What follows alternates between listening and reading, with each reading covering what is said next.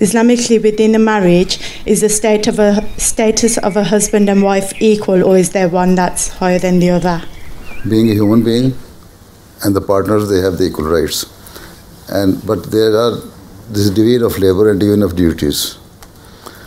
Husband has to work outside, and he is responsible for providing the funds for the household.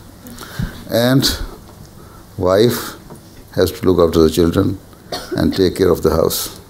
So this is the division. But if some girl or some woman is a professional, has a professional degree, and then she is permitted to do a job, provided that job is beneficial for the human beings. Otherwise, you have equal rights, yes. See, this is why you have been given the right of divorce. Islam nahi diya right of divorce to women. No other religion has given this right.